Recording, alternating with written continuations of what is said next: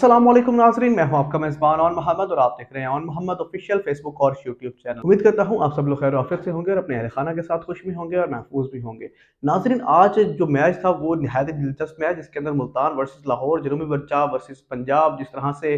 मुल्तान और लाहौर की एक हम कह सकते हैं कि पीएसएल के अंदर राइवलरी रही है और माजी के अंदर भी मुल्तान और लाहौर का मैच जो है वो फैंस बड़ा दिलचस्प तरीके से देख रहे थे। पंजाब की दोनों टीमें आज मद्दे मुकाबले थी और इस मैच के बाद दोनों टीमों को एक फैसला जो है वो उनके हाथ में थमा दिया गया और वो फैसला लाहौर कलंदर की अगर हम बात करें तो लाहौर कलंदर के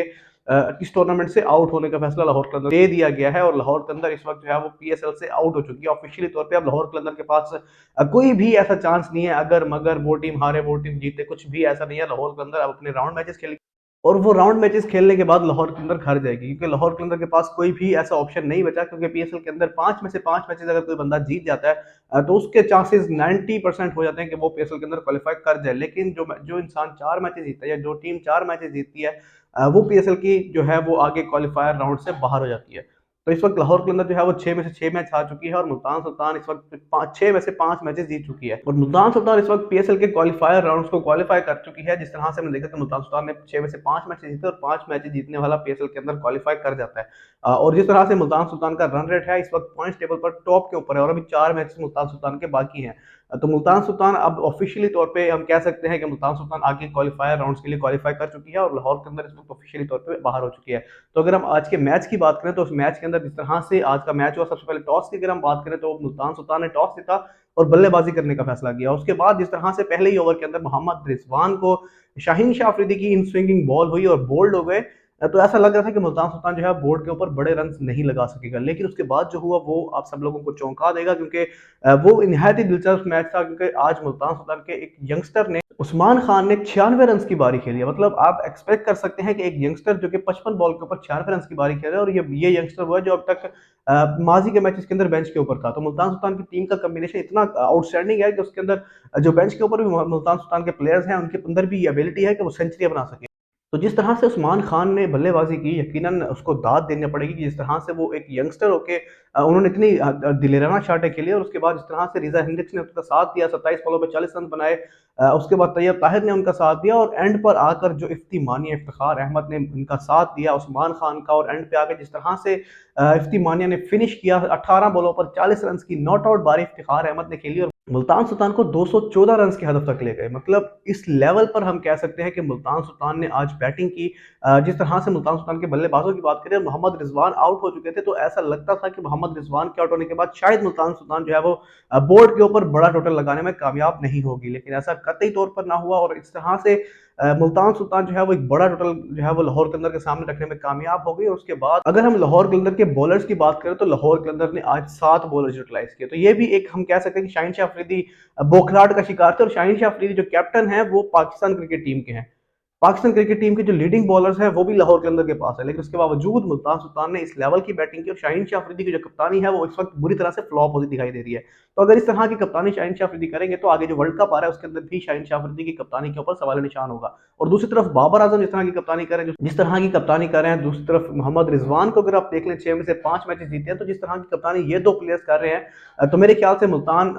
से पाकिस्तान की टीम को भी ये सोचना चाहिए कि इन दोनों में से ही किसी शख्स को कैप्टन बनाना चाहिए, बजाय इसके कि शाहीन जिस तरह से उनकी अपनी पेस के ऊपर भी काम होने वाला है, उनकी टीम के अंदर जो जगह बन रही है उनके ऊपर भी सवाल निशान है, उनकी पेस वापस नहीं आ रही, उनकी परफॉर्मेंस वापस नहीं आ रही। जिस तरह से पहले हम देखा करते थे कि शाहीन जो है वो स्टार्ट के अंदर विकेट्स लेते थे, लेकिन अब शाहीन जो है वो विकेट लेने में नाकाम हो रहे हैं और बुरी तरह से नाकाम हो रहे हैं। और जब से इंजरी के बाद से वो वापस आए हैं उसके बाद उनकी परफॉर्मेंस खासी डाउन है। अब तक तो उनकी पेस नहीं आ रही थी, लेकिन अब खुदा खुदा करके उनकी पेस जो है वो 140-45 तक आ गई है, लेकिन अभी भी उनको खासा काम करने की जरूरत है, उनको मेहनत और एफर्ट करने की जरूरत है। अगर वो इस तरह से मेहनत और एफर्ट करेंगे तो शायद उनकी जगह टीम में बन सकती है एज अ कैप्टन। लेकिन अब की परफॉर्मेंस के मुताबिक, अब तक की परफॉर्मेंस के मुताबिक लाहौर कलंदर और शाहीन शाह अफरीदी की जो पाकिस्तान की कैप्टनसी है वो अब खतरे में पड़ चुकी है और शायद ऐसा भी हो सकता है कि बाबर आजम को कप्तानी दे दी जाए या फिर रिजवान को कप्तानी दे दी जाए। तो जो भी इसमें डेवलपमेंट होगी वो आप लोगों के साथ जरूर शेयर करेंगे। लेकिन उसके बाद अगर हम मजीद बात करें मैच की, तो जिस तरह से लाहौर कलंदर बैटिंग करने आया तो शायद उस वक्त भी लग रहा था कि लाहौर कलंदर 214 रन चेस कर लेगा, क्योंकि ये मैच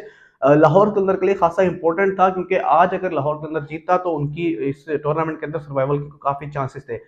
लेकिन लाहौर कलंदर जो है वो बुरी तरह से फ्लॉप हुआ और जिस तरह से फ्लॉप हुआ तो उसके बाद लाहौर के अंदर के इस टूर्नामेंट के जो हम कह सकते हैं कि जिंदा रहने के चांसेस थे वो भी खत्म हो गए और लाहौर के अंदर 60 रन से मुल्तान सुल्तान से हार गया और 154 रन के ऊपर लाहौर के अंदर की टीम ढेर हो गई। शाहीन शाह अफरीदी बुरी तरह से फ्लॉप हुए, साहबजादा फरहान फ्लॉप हुए, फखर जमान पूरे टूर्नामेंट के अंदर फ्लॉप हुए और यही वजह है कि लाहौर के अंदर का इन्होंने बेड़ा गर्क करके रख दिया है। अगर कोई यंगस्टर आता, कोई नया प्लेयर आता, ओपनिंग करता, ओपनिंग के ऊपर जिस तरह से उस्मान खान को मौका मिला, मुल्तान सुल्तान में जिस तरह से हम कह सकते हैं कि तैयब ताहिर को मौका दिया, उन्होंने परफॉर्म किया, इफ्तिखार अहमद ने परफॉर्म किया, मतलब मुल्तान सुल्तान की टीम का इतना जबरदस्त कॉम्बिनेशन है कि जिस बैट्समैन को मौका देते हैं, जिस बैट्समैन के ऊपर वो बैट लेते हैं, जिस तरह से मुल्तान सुल्तान ने कल फैसल अकरम को लेके आया, जिस तरह फैसल अकरम ने कल आकर बड़ी ही शानदार किस्म की बॉलिंग की और 25 रन देकर 2 खिलाड़ियों को आउट किया और 4 ओवर्स के अंदर 25 रन स्पिनर के लिए देना मेरे ख्याल से खासा मुश्किल होता है, वो भी पीएसएल के अंदर और इस तरह के मेगा इवेंट के अंदर। और इस टाइम पर जब बोर्ड के ऊपर 214 रन लगे हुए और अगली टीम जो है वो 215 रन का हदफ चेज करने के लिए जा रही हो, लेकिन फैसल अकरम की शानदार किस्म की बॉलिंग, कल एक कैच भी ड्रॉप हुआ, अगर शायद वो कैच हो जाए तो इस वक्त फैसल अकरम 3 विकेट्स अपने पहले मैच के अंदर लेने में कामयाब हो जाते हैं, लेकिन ये ना हो सका। और उसके बाद अगर हम बात करें मुल्तान सुल्तान की मजीद बॉलिंग की, तो मुल्तान सुल्तान के उसामा मीर ने कल बड़ी शानदार किस्म की बॉलिंग की और ना सिर्फ फाइफर लगाई बल्कि 6 विकेट उसामा मीर ने अपने पलड़े में डाली और इस तरह से उसामा मीर ने अपना एक नया बेस्ट जो है वो इसमें करने में कामयाब हो गए, जिसके अंदर 40 रन देकर उसामा मीर ने 6 खिलाड़ियों को आउट किया। अगर हम बात करें उसामा मीर की या फिर पीएसएल की और स्पिनर्स की, तो जिस तरह से हमने पिछले मैच के अंदर देखा कि आरिफ याकूब ने 4 विकेट्स लिए एक ओवर के अंदर, उसके बाद उसामा मीर, फैसल अकरम, तो इस वक्त जो स्पिनर्स हैं, जो लेग स्पिनर्स हैं खासकर, उनकी खासी चांदी हुई है। तो हम कह सकते हैं कि पीएसएल के अंदर इस वक्त जिस तरह से गद्दाफी स्टेडियम के पिचेस है, स्पिनर्स को खासी मदद मिल रही है और मुल्तान सुल्तान के पास खुशाइन बात यह है कि मुल्तान सुल्तान के पास खुशदिल शाह भी है, इफ्तिखार अहमद भी है, फैसल अकरम भी है और उसामा मीर भी है। तो मुल्तान सुल्तान के पास 4 प्रॉपर स्पिनर्स हैं जो कि बड़ी ही शानदार किस्म की बॉलिंग कर सकते हैं। तो मुल्तान सुल्तान की टीम का कॉम्बिनेशन इस वक्त बहुत ही आउटस्टैंडिंग चल रहा है और उसामा मीर जो है वो बैटिंग को भी मजीद बेहतर बना सकते हैं। जिस तरह से हमने देखा कि पिछले मैच के अंदर उसामा मीर ने 2 छक्के लगाए, तीसरा छक्का उनकी बाउंड्री पे कैच हो गया, वरना वो शायद वो मैच भी जितवा देते। तो मुल्तान सुल्तान इस वक्त प्रॉपर तरीके से हावी हुई है और लाहौर का जो इस वक्त प्रोग्राम है वो बढ़ चुका है और लाहौर बिल्कुल खत्म शुरू हो चुके हैं इस टूर्नामेंट से, इस पीएसएल 9 से। लाहौर का इस वक्त जो है वो कोई भी स्टेक नहीं रहा, लेकिन मुल्तान सुल्तान